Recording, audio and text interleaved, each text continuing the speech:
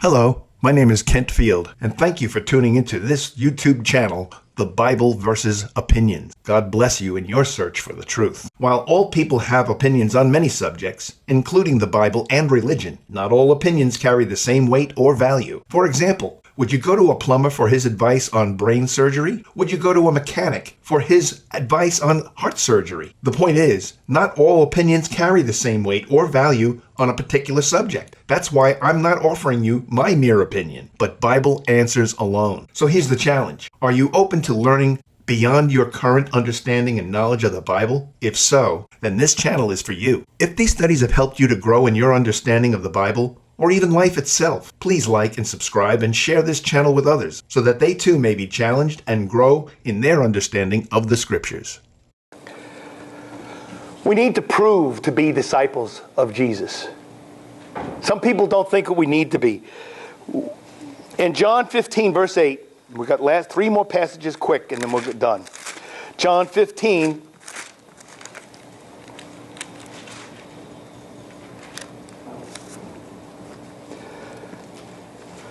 By this my Father is glorified, that you bear much fruit, and so prove to be my disciples.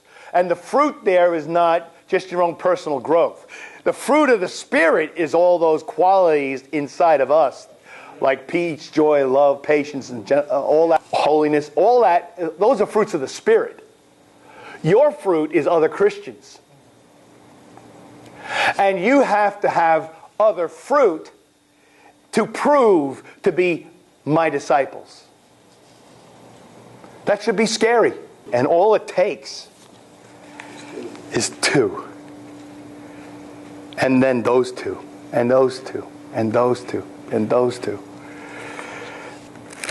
In John chapter 8, verse 31,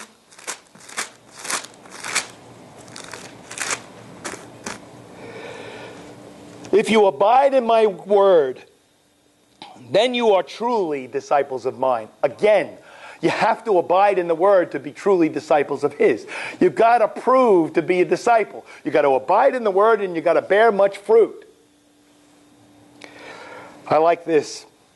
When people were throwing out tests at Paul whether he was a Christian, and they started to challenge the Christianity of Paul, and he told them, well, if you challenge my Christianity, you're challenging your own because I converted you. He said in 2 Corinthians chapter 13, verse 5, he told them, test yourselves to see if you are of the faith. Examine yourselves. You're examining me. Examine yourself. Or do you not recognize this about yourself? That Jesus Christ is in you, unless indeed you fail the test. And he left open that possibility for some Corinthians there to fail that test, didn't he? He told them, well, you might not pass that test.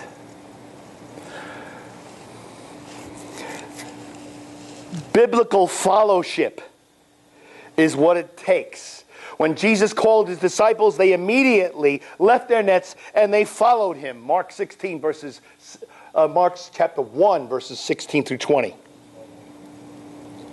They didn't choose Jesus. Jesus chose them. Yeah, that's right. The disciples took strong rebuke.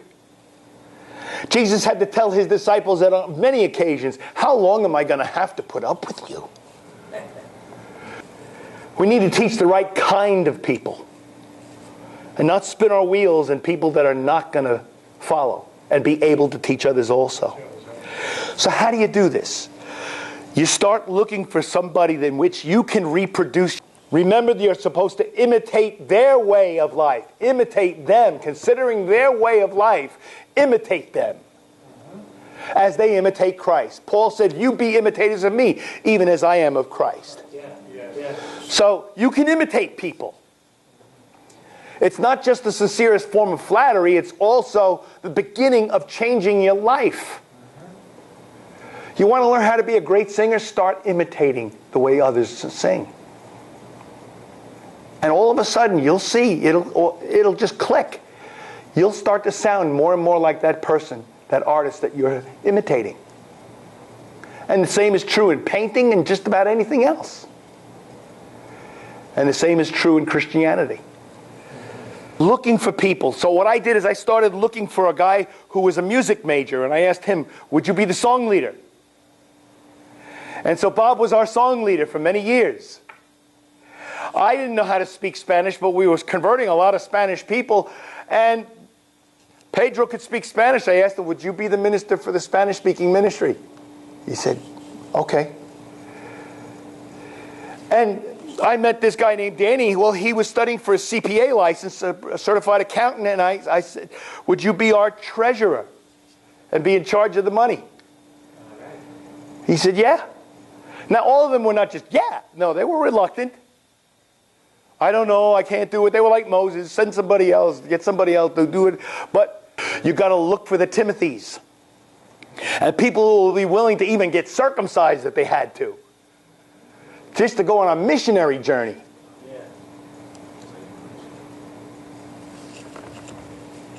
So, that's how you start to do it. There are some more practical ideas that if people want to know them, I can tell you. I can take you aside, I can give you the examples, I can tell you what we did. I would go on Bible studies, but I always made sure I didn't go alone. And I always brought somebody else. And if I went to a Bible study to study with a woman, I brought another sister, my wife, with me. So that it wasn't just two men with a woman, and it wasn't just me with that woman. And I showed them how I studied with people, and after a while, they would learn how to do the same thing. They could do that. They realized, I can do that. I showed them how I invited people. So even if they couldn't study with people yet, I showed them, I took them down to the beach, I took them to the shopping mall, I took them on the train with me, and I'd strike up conversations with people. And I had them sitting across from me and next to me, and I'd show them how I just talking to people. And then asking them a question, and asking, you seem like a nice person. Would you go to church anywhere? Would you ever consider being my guest? To come to a Bible study in a home that's like not formal? It's really cool. We talk about life. We call them life talks. Would you like to come to something like that? And then we show how the Bible may apply to our lives, but a lot of even Jews and atheists come. They love it. Would you consider coming? There's ways to meet people and get into conversations. When that's your goal, and you have this goal that I am not going to leave until I've got at least one that's going to tell me yes. You'll get at least one. You will. Now, out of the one that says yes, you're going to have to get 10 yeses to get one to show up. You got to invite 100 people to get one to say yes. 10 people to get one to say yes. You got to get 10 yeses for one to show up. That's 100 invitations to get one to show up. Then you got to get one of those to show up. You get out of every 10 of those show-ups, you'll get a Bible study with somebody eventually. And then out of every 10 of those you study with, you'll get a baptism. Well, you can plant the seed too. Plant a seed, that's true. You can plant the seed. You can soften or prepare the soil for somebody else to plant the seed. Okay? But the point is that there are ways in which we can do this. We can put this into practice, and I've done it. And it works. But I also know this, that I can't and I don't want to do it alone. I tried that method, and I spun my wheels for the first 15 years of my ministry until I learned making disciples. Then, when disciples were made, they could carry on the work. And it became their work to make other disciples. So it wasn't just one man's responsibility. It wasn't just one man's work. It became a team effort. Occasionally you get people that didn't want to follow anymore. And that got discouraging to me. And they badmouth you, and they resist, and they uprise, and they mutiny, and they do all those other things that they did to Paul. His letters are weighty, but his presence is unimpressive. His speech, contemptible. That's what Corinthians said about Paul. And he baptized them. He taught them. He established that congregation. That had to hurt. That had to hurt. But I'll tell you what, it's encouraging when instead of just the two of us in a living room, there was 250 of us in an auditorium. And then hearing that they went up to 300 and 400, even after I left. So, this is how you create leaders. And then when you disciple these people, you can start teaching them at the appropriate time about what church leadership is and what church leadership does. What's their qualifications and what's their work. But before that, you have to make disciples in the first place. And in order to do that, you have to follow even yourself, even those that are here now. You have to be willing to not be leaders, but to be followers. You can't teach what you don't know. You can't lead where you won't go. You can't do it. The disciples had to be Jesus had to be willing to follow his Father and to humble himself and to become even to the point of being a man and even humbling himself to crucifixion on the cross.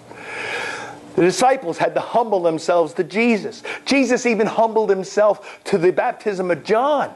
John says, "Are you kidding? I'm not even worthy to unlatch your sandals. I need to be baptized by you." Jesus said, "Fulfill all righteousness, suffer this to be so. You baptize me." He said, "Yes, sir." John had to humble himself to Jesus. The disciples had to humble themselves to Jesus. Timothy had, and his disciples had to humble themselves to the apostles. And the churches were told to humble themselves and submit themselves to their leaders and to those who taught them in the Lord.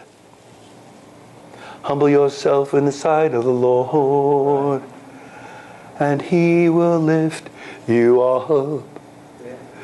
Well, he can't lift you up unless you humble yourself. And how do you humble yourself in the sight of the Lord? I humble myself to God, not to man. No. If you don't love your brother whom you have seen, how can you love God whom you have not seen? And in fact, if you read 1 John, he says, if you want to know, herein is the love of God, that we love one another. That's how you love God. How do you obey God? By obeying one another. How do you submit to God? By submit thou. In the book of Ephesians, he just tells them, all of Ephesians, submit thou one to another. Submit to one another. I think it's Ephesians 5. Submit to one another. Yield. Yield not to temptation. How about yield to all of your brethren? What? But that's the beginning of church growth and developing church leadership, because every one of those people that know how to follow can know how to lead. Try to get into conversations with people. Invite them to just have casual discussions. Try to eventually get a Bible study with them. I would say, listen, if you study with me for 1 hour and you don't learn more in that 1 hour than you have your entire life from the Bible, I won't ever ask you. If you don't enjoy it, I won't ask you to do it again. Just give me an hour. Please, just give me an hour and you'll see. That's all I can say. You'll see. And about half of the people that I asked to do that would say yes. I said, I know I don't want to come across like a holy roller or I'm nuts, but I think if we get together and I show you some things, you're going to go, wow, I didn't know that was in there. And, in just 1 hour. Give me an hour of your time. Give me an hour of your time. So there's ways of asking people, and then getting to study with them, and then what to go over in a study, and then how to get them to come to church. And that is riding with them, offering to give them the ride, to either pick them up or them to pick you up. But one way or the other, you're depending on one another to get there. It's a one another religion.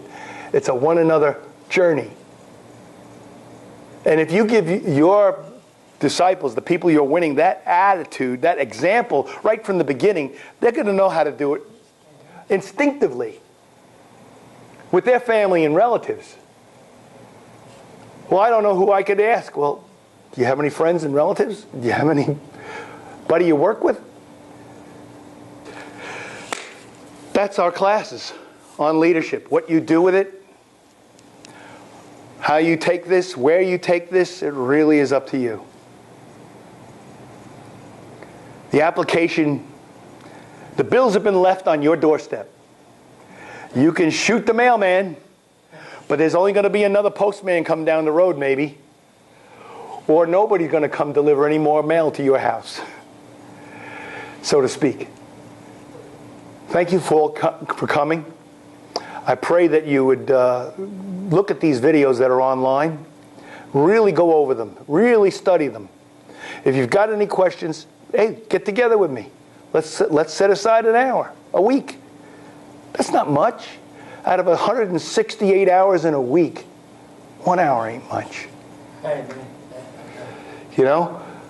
And that's the way I would put it to people when I'm talking to them too. There's all kinds of ways of trying to get, not the sale, just to get them to talk to you and see that you're a human being and that you're not going to foam at the mouth and bay at the moon. Brother, would you close us out in a word of prayer?